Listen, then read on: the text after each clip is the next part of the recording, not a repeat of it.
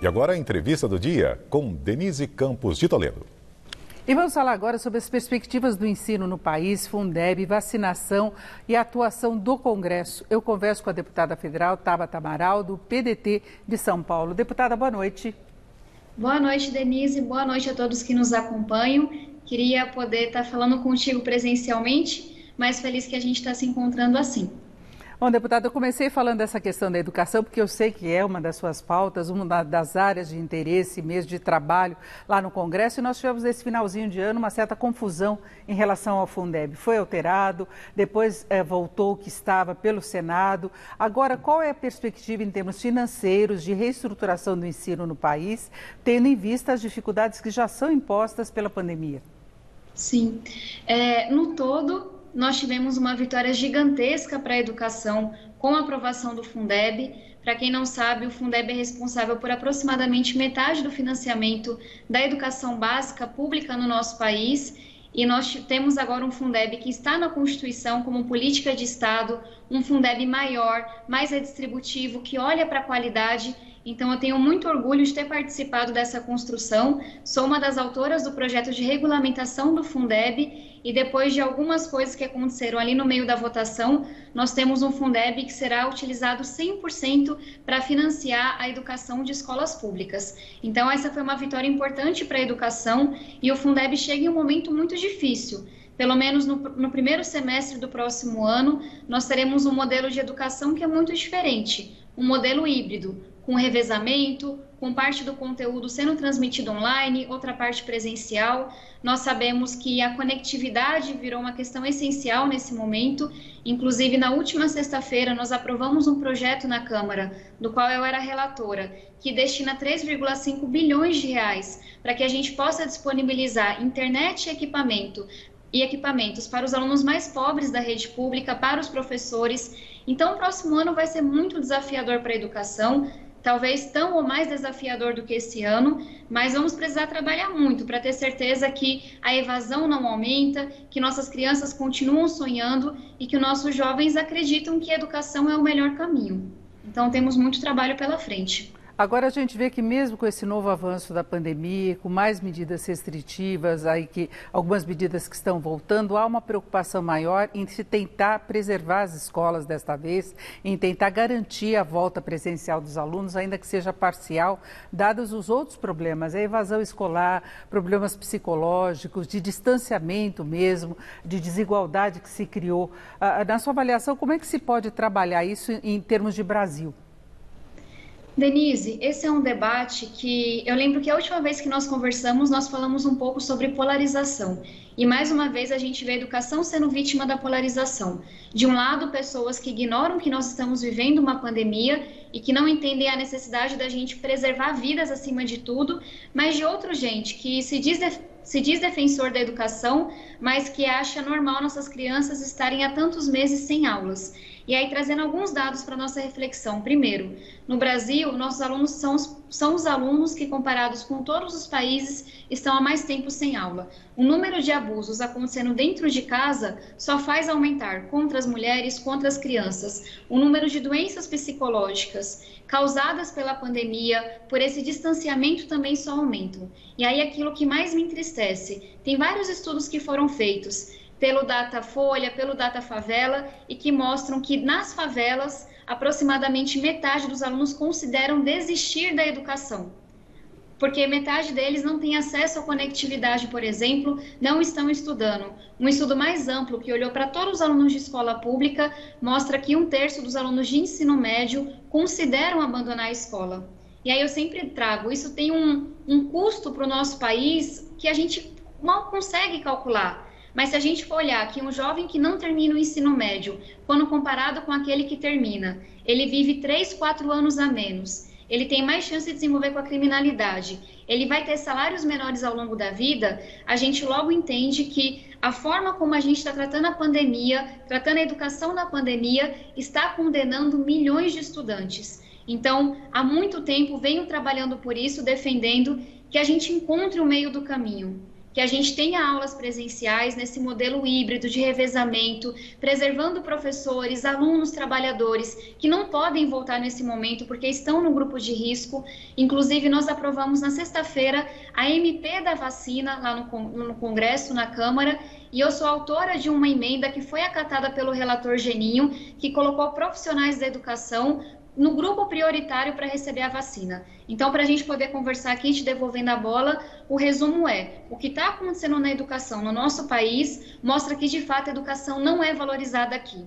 As pessoas vão para a rua, reclamam para abrir bar, mas não fazem a mesma coisa para abrir escola. Não olham para o abuso, não olham para o abandono, não olham para a desigualdade.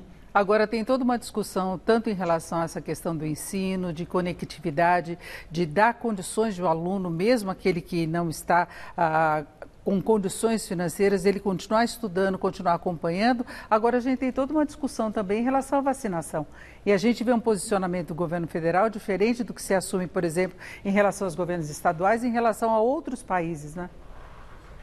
Sim, eu estava comentando isso hoje. Eu fiz uma visita ao Hospital de Clínicas da Unicamp, estive com o reitor e a gente conversava quão triste é essa situação. Não precisamos nos comparar com Estados Unidos e Europa. Chile e Portugal têm um plano, começaram a vacinar a sua população. Por que é diferente no nosso Brasil? Porque falta seriedade, porque falta planejamento, porque falta ciência.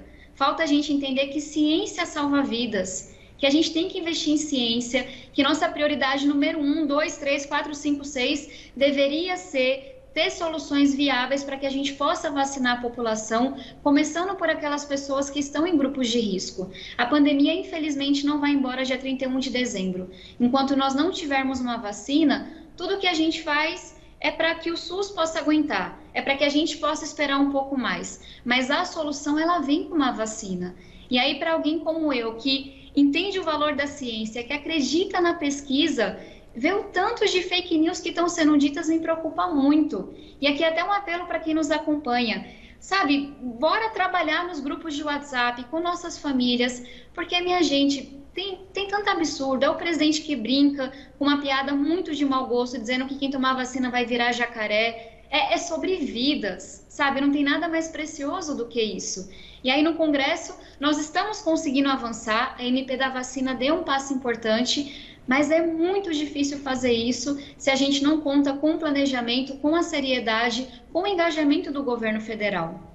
Agora, deputada, é muito difícil avançar também com aquelas pautas em defesa da mulher, de igualdade na sociedade, de respeito, de contra a violência, de dar condições de trabalho também. A gente fecha aí 2020 com retrocesso em vários aspectos, né?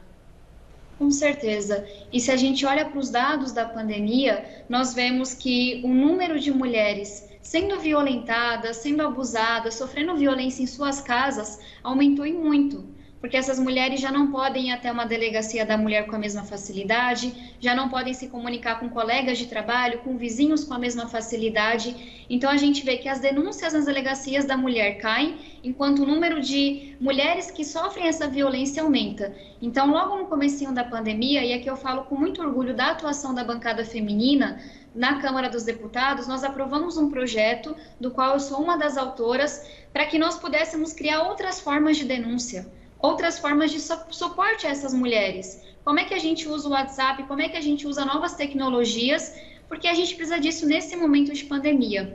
E agora, faz um pouco mais de uma semana, nós aprovamos um projeto do qual eu fui relatora, que destina pelo menos 5% do Fundo Nacional de Segurança Pública para o combate à violência doméstica.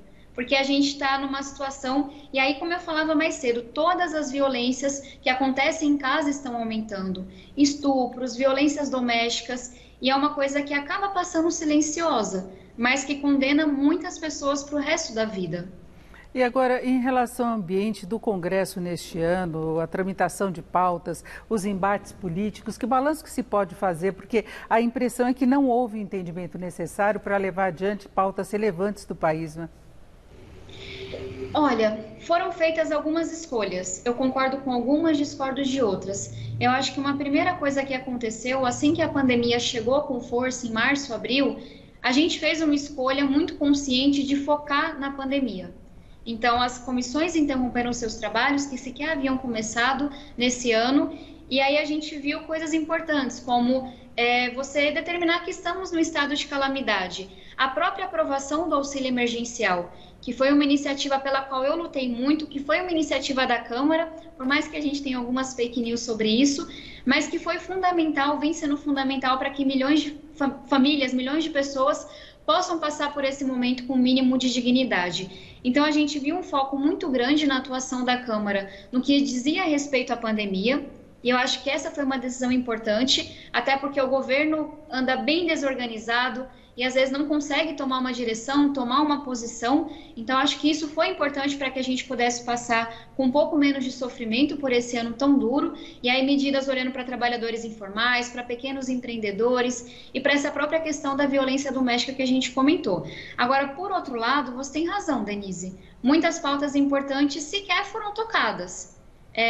Eu falo muito do fim dos supersalários, né? Quantos privilégios não persistem na administração pública, nos altos escalões, pessoas que recebem salários absurdos, inconstitucionais, isso continua sem ser enfrentado.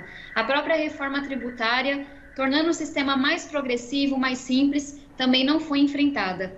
E aí eu poderia apontar aqui uma série de fatores. A pandemia dificultou muito que essas pautas pudessem caminhar, também uma falta de entendimento com o governo federal. O governo federal tem muitas dificuldades de apontar o que quer e lutar por isso, e aí, enfim, nós não podemos contar com esse esforço, mas também algumas disputas que aconteceram já pensando na sucessão da presidência da Câmara, que fizeram com que algumas pautas não pudessem florescer. E aí quem perde, mais uma vez, é a população brasileira. Então, no resumo, avançamos na área da educação, tenho muito orgulho do que fizemos, avançamos no combate à pandemia, mas algumas áreas ficaram capengas e esses problemas terão que ser enfrentados no próximo ano.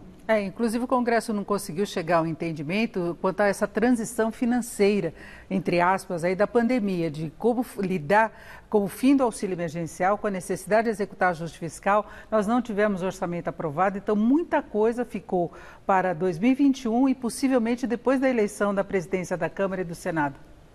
Sim, eu inclusive sou de um grupo de parlamentares que defende que nós não tenhamos recesso em janeiro. Não porque eu não acho que o recesso é importante, mas porque nós não aprovamos a LOA.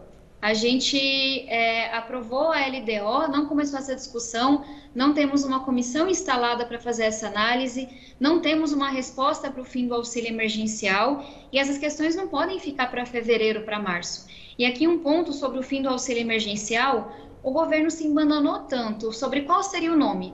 É renda cidadã, é renda básica, só vamos ampliar o Bolsa Família. E nós estamos na metade de dezembro sem nenhuma solução para colocar no lugar. Eu estou muito preocupada com o que vai acontecer.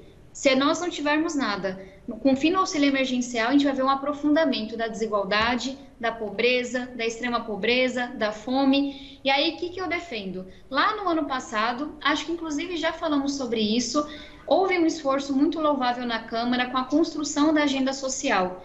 Eu sou a autora principal, 23 partidos também são autores de uma iniciativa que moderniza e que amplia o Bolsa Família, que atualiza os valores, que cria o benefício da primeira infância. Esse projeto existe há mais de um ano. É um projeto muito louvável e que é muito necessário nesse momento. Tem uma série de parlamentares, de partidos que estão apoiando a votação desse projeto, mas enquanto esse projeto não for votado, nós não podemos ter esse ato tão grande. Então, o que eu defendo? Enquanto o governo não se organiza, enquanto a Câmara não consegue dar essa resposta com a ampliação do Bolsa Família, nós vamos precisar da extensão do auxílio emergencial. E aí eu tenho muito medo do que vai acontecer nos próximos meses. E espero do fundo do coração que o governo consiga se organizar, consiga dar uma resposta, porque quem tem fome tem pressa, e eu tenho medo do fundo do coração com o que vai acontecer com as pessoas mais pobres desse país em janeiro, se nós não tivermos nenhuma solução no lugar. A pandemia não vai embora, a crise econômica não vai embora.